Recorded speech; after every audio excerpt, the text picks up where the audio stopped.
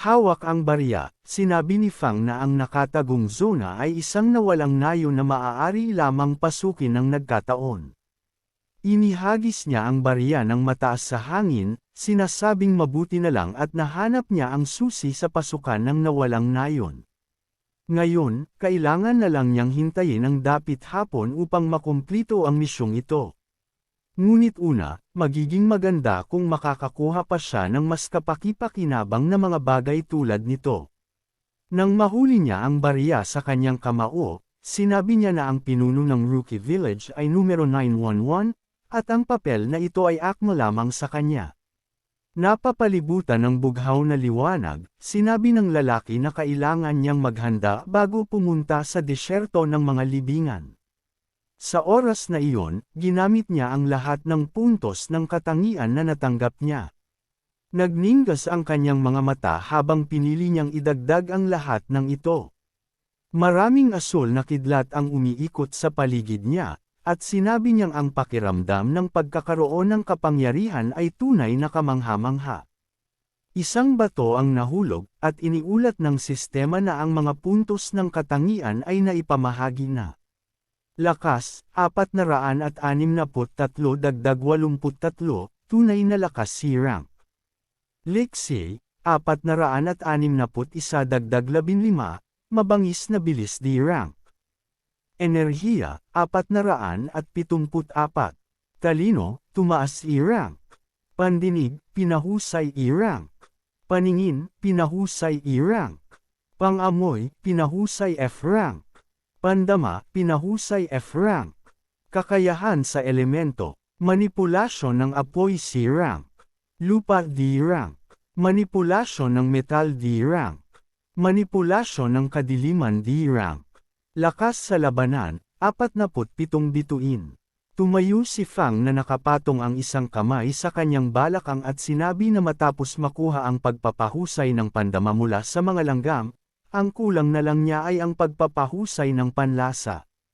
Matapos niyang makuha ang D-rank na mabangis na lakas mula sa general ng mga langgam, ito ay tumaas sa tunay na lakas C-rank.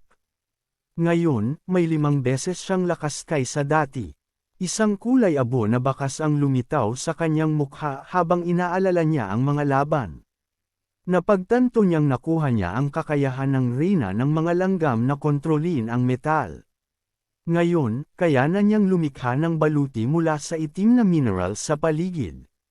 Gayunpaman, ang lason ng mga langgam ay likas na nilikha ng kanilang katawan, kaya't hindi niya ito maaaring makuha.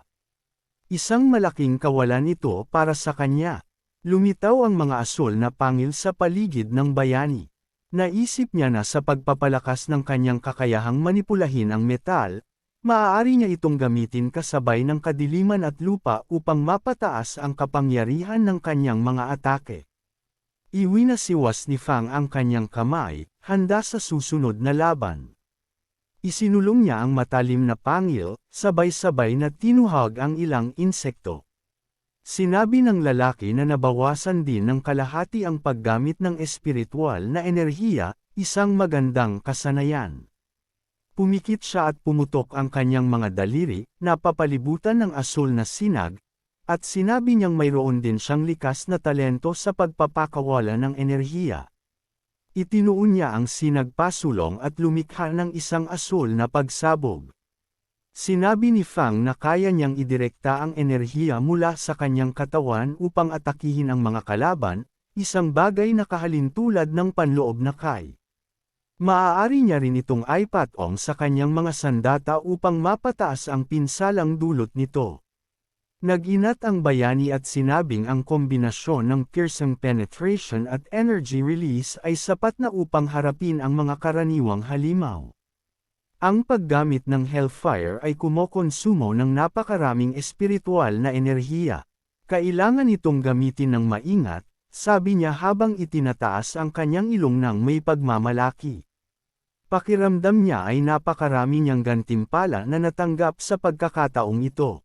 Ngumiti si Fang at nagpasya na oras na upang simulan ang pangunahing palabas. Isang gintong dibdib ang lumitaw sa kanyang harapan. Panahon na upang buksan ang mga dibdib, anya. Hawak ang ilang pilak na dibdib sa kanyang mga kamay, naiinis siya nang biglang makarinig ng isang abiso, si Luxuan ay humihiling ng isang pribadong pag-uusap. Nakakrus ang kanyang mga braso, tiningnan niya ang abiso, at nagtanong, "Xuan, bakit hinahanap ako ng pangalawang pinakamalakas na residente ng Nubi Village?" Sa harap niya, lumitaw ang mukha ng isang blondeng binata na nagsabing mayroon siyang isang kawili-wiling bagay at nais niya itong ipagpalit sa kanya. Tinanong ni Fang kung ano ang nais niya. Inabot ni Xuan sa kanya ang isang treasure chest creator card at sinabing mayroon siyang isang chest fusion card. Ipinapapalit niya ito kapalit ng isang blood wolf o espada. Iniulat ng sistema na ang chest fusion card ay isang tier 2 na item. Maaari itong gamitin upang pagsamahin ang 5 mababang antas na dibdib upang makabuo ng isang dibdib na may mas mataas na antas. Gumagana ang card sa mga dibdib na gawa sa dark gold pababa. Tinitigan ni Fang ang screen ng video link, iniisip ang mga posibilidad.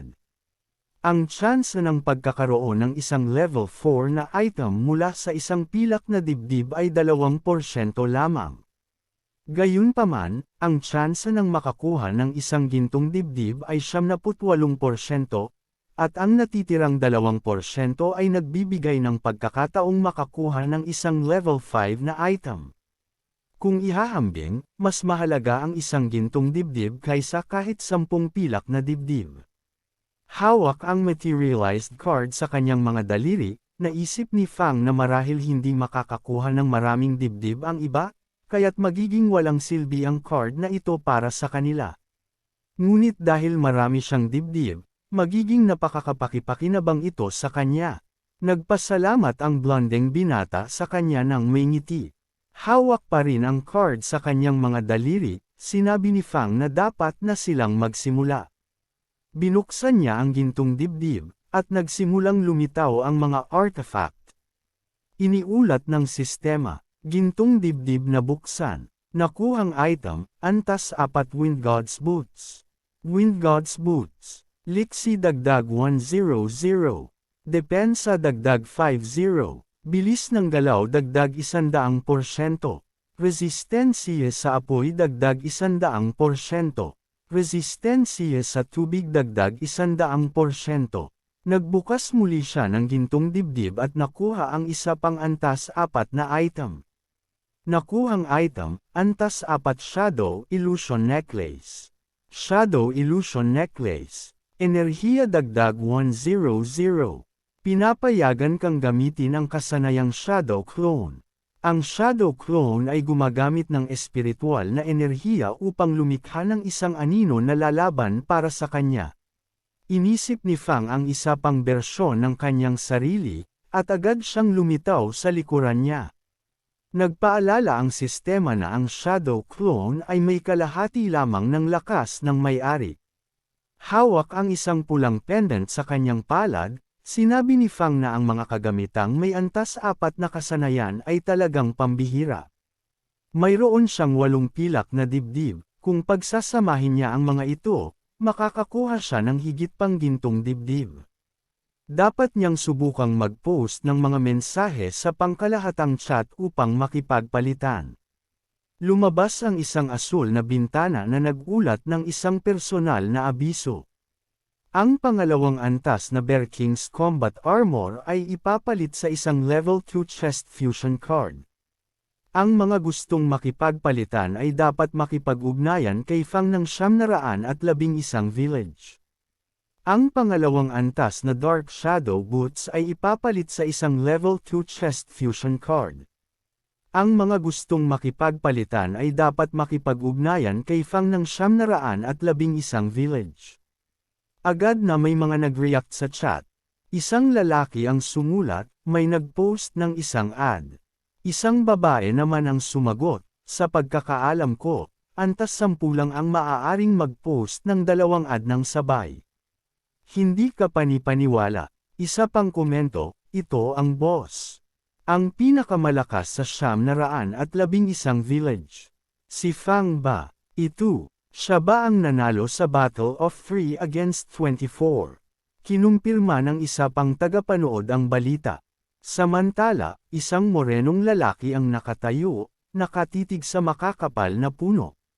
Sinabi niya na malapit na niyang harapin ang ikalawang gabi sa patay na mundong ito. Lumakad siya sa damuhan, naghahanda sa kung anuman ang darating. Mabilis na tumakbo ang lalaki, nag-iiwan ng maliwanag na mga bakas ng paa, at sumigaw na sinusundan na niya sila. Iwinasiwas ni Fang ang isang asul na sinagpasulong, sabay umatake gamit ang kanyang mga pilak na kuko, pinupuksa ang mga halimaw at golem. Iniisip niya na matapos niyang makuha ang Wind God's Boots, lubhang bumilis ang kanyang galaw. Dati, tatagal siya ng 3 oras sa paglalakbay, ngunit ngayon ay 1 oras na lang ang kailangan niya. Nang marating niya ang Lost Village of the Grave Desert, dapat ay lumitaw na ang pasukan. Una, pinatay niya ang mga halimaw sa paligid upang makakuha ng karanasan, pagkatapos ay sinubukan ang kanyang mga bagong kasanayan at nakakuha ng maraming stats at iba pang bagay. Iwinasiwas ni Fang ang kanyang kamao, napapalibutan ng maningning na liwanag. Ngayon, mayroon na siyang 21,700 na karanasan mula sa 230,000 na kinakailangan upang umangat sa susunod na antas. Nagsimula na siyang makatanggap ng dagdag na pinsala, at ang kanyang combat power ay umabot na sa 49 stars. Kasabay nito, naabot na niya ang limitasyon ng pagkuha ng level 10 Ferocious Beasts. Kailangan pa niyang makakuha ng mga halimaw mula sa level 8 at siyam. Isang maliwanag na sinag ang bumagsak sa lupa, nag-angat ng alikabok. Hinaplos ni Fang ang pulang ibon sa ulo at sinabi, mukhang kailangan ko pang bumili ng mas maraming bangkay nila. Biglang nagsimulang bumagsak ang mga sinag sa disyerto. Tumingin ang morenong binata sa malayo at napagtanto niyang nagsimula na ito. Nakatayo siya sa gitna ng madilim na disyerto. Biglang lumubog ang buhangin sa ilalim niya, at kasabay nito, bumagsak din siya. Paglapag niya, napalibutan siya ng asul na sinag. Napangiti siya at naisip na mas maayos ang kanyang paglapag ngayon. Nakatayo malapit sa matataas na baging, tumingin siya pasulong. Sa likod ng mga baging, may isang kumikislap na liwanag, mula roon, lumitaw ang isang itim na paa na may matutulis na kuko. Nagningning ang mga mata ni Fang sa kasiyahan. Matagal na tayong hindi nagkita, sabi niya.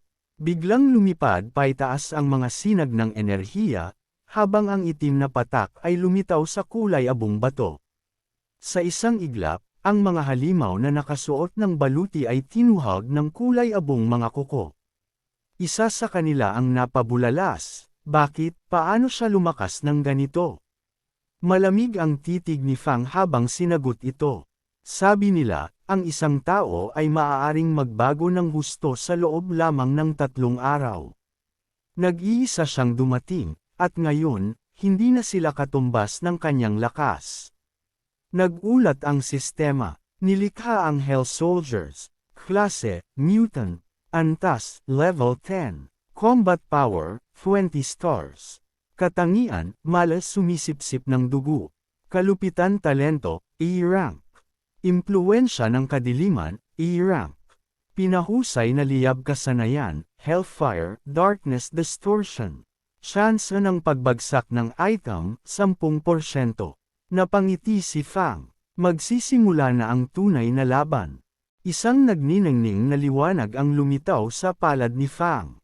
Naalala niya ang sinabi niya noon, na siya ay immortal.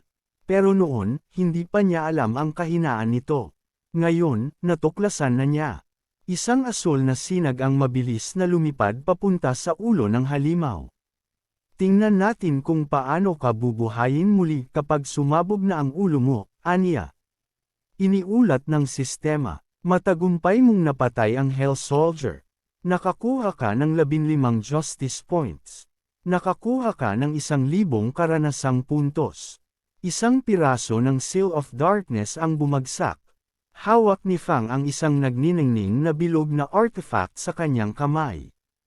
Nagpatuloy ang ulat ng sistema. Kailangang makolekta ang 7 dark crystals upang alisin ang selyo ng demonic altar, palayain ang demonyo, at patayin ito upang linisin ang nayon. Lumingon si Fang, mahigpit na hinigpitan ang kanyang kamao. Napapalibutan ng asul na sinag ang mga bahay ng nayon. Muling nagpahayag ang sistema. Kapag nakolekta ang 7 dark crystals at naalis ang selyo ng demonic altar, kailangang patayin ang tinawag na demonyo upang malinis ang nayon. Ang unang 10 katao mula sa Blue Star World na makakatapos ng misyong ito ay makakatanggap ng 1 gintong dibdib at 200 attribute points. Ang unang 10 katao ay makakatanggap ng doble sa kasalukuyang attribute points. Ipinahayag ng sistema na siya ang ika-7 tao na nag-activate ng misyong ito. Kailangan niyang magmadali, nauubos na ang oras. Tinitigan ni Fang ang screen, iniisip kung ito nga ba ang Blue Star World. Marahil, ito ay tungkol sa kanilang mundo. Tumapak siya sa asul na sinag at inisip na mayroon pang 6 na iba pang nakatanggap ng misyon. Habang naglalakad siya palalim sa portal, naisip niya, mukhang maraming nakatagong malalakas na manlalaro sa Blue Star World. Kung hindi ako magmamadali, baka hindi ako makapasok sa nangungunang 10.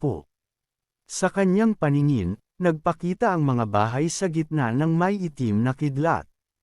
Bigla siyang natigilan ng isang matabang lalaki, may hawak na baril, ang sumugod sa kanya mula sa likuran. Nagulat ang sistema, dahil maraming beses nang nanalo ang Village Sham na 111 sa resource bet, ang misyon ay naging 2 beses na mas mahirap. Tumaas ang combat power ng masasamang nilalang. Ang gantimpala para sa pagpatay sa kanila ay nadagdagan. Ang Village Sham na 111 lamang ang nakatanggap ng mas mataas na antas ng kahirapan. Sa harapan ni Fang, biglang gumuho ang lupa. Magsisimula na ang tunay na pagsubok. Napaisip ang bayani ng may pagkainis. Ano to, kalokohan? Ang lalaking may mohawk ay ngumisnis at sinabing kahit ang level 10 Newbie King ay mamamatay rin sa kanyang harapan. Nakatingin siya kay Fang mula sa isang plataporma at sinabing panoorin siya nito. Sa huli, nakahandusay na ang lalaki sa lupa, at hawak ni Fang ang isang kristal. Walang kwenta ang antas kung wala kang tunay na lakas, aniya. Nagulat ang sistema. Matagumpay mong napatay ang huling alagad ng Sealed Demon. Antas, level 13 King. Nakuha, 7,000 karanasang puntos. Nakuha, 100 justice points. Naabot mo ang level 11. Nakuha, Dark Crystal. Tinadyakan ni Fang ang nakahandusay na katawan. Biglang lumitaw mula sa likuran ang isang lalaki na may hawak na sibat at sinabing, "Yang matabang yan, basura lang yan." Tiningnan ni Fang ang notification window at naisip na isa na naman ito sa mga kalaban. Muling nagulat ang sistema, dahil sa sunod-sunod na panalo ng Village Sham na 111 sa resource bet, ang misyon ay naging 2 beses na mas mahirap. Tumaas ang lakas ng kalaban at pati na rin ang gantimpala sa pagpatay sa kanila.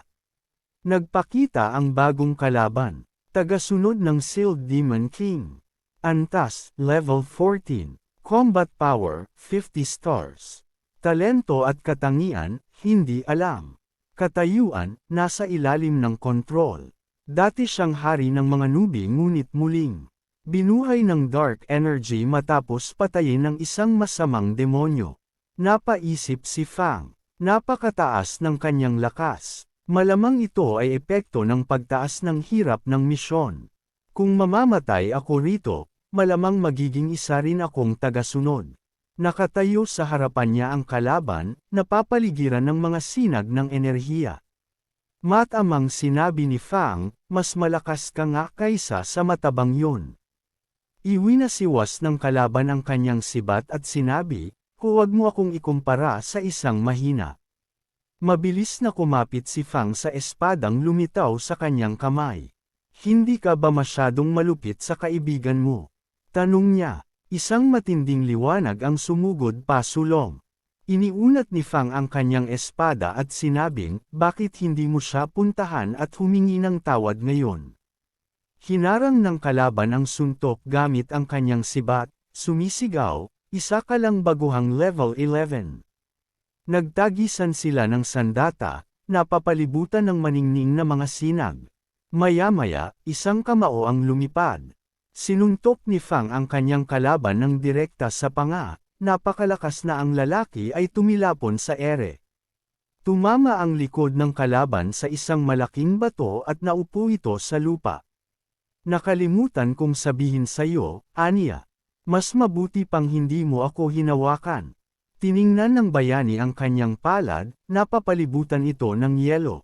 Ano to? Naisip niya, punong-puno ng pagkamangha. Narinig niyang kaya nitong i-freeze ang lahat ng mahawakan. Hindi siya makakagalaw, magiging ganap siyang nasa aking mga kamay. Ngumiti ang lalaking may mahabang buhok habang pinagmamasdan ang nakapirming bayani. Lumutang ang gulat sa mga mata ni Fang nang marinig niya ang sunod na sinabi ng kalaban. Bilang ganti sa suntok na iyon, dudurugin kita hanggang sa maging piraso-piraso ka. Napirmi ang bayani sa ilalim ng yelo. Isang matalim na sinag ang papalapit direkta sa kanyang mata. Ngunit, biglang sumambulat ang maraming pilak na pangil sa katawan ng kalaban. Nag-ulat ang sistema. Matagumpay mong napatay ang level 14 Sealed Demon Follower. Nakuha, 8,000 karanasang puntos. Nakuha, 120 Justice Points. Nakuha, Dark Crystal. Tinamaan ng metal ang kalaban. Narinig niyang may ulong, nakalimutan mo ring sabihin, na ang sinumang lumapit sa akin, ay nagiging bahagi lamang ng aking pagsasanay upang mapataas ang antas ko. Hawak ang kristal sa kanyang palad, nagpatuloy si Fang. Biglang lumitaw ang isang anino ng lalaki na may pulang mata sa ibabaw ng mga bahay. Tumingin si Fang sa harapan. Napansin niyang dumidilim at lumalapot ang itim na ulap matapos ang dagandong ng halimaw. Nagpatuloy ang sistema.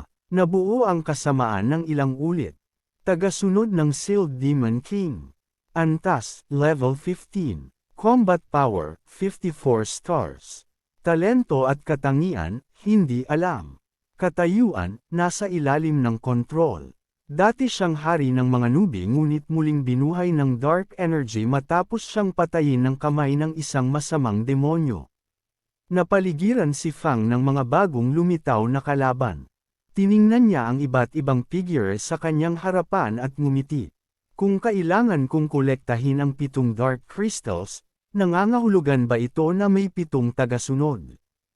Kung ganoon, nasaan ang huli? Bigla siyang lumingon at napamulagat. Isang tumatawang dalaga ang nasa likuran niya. Ano, ni hindi ko man lang siya naramdaman.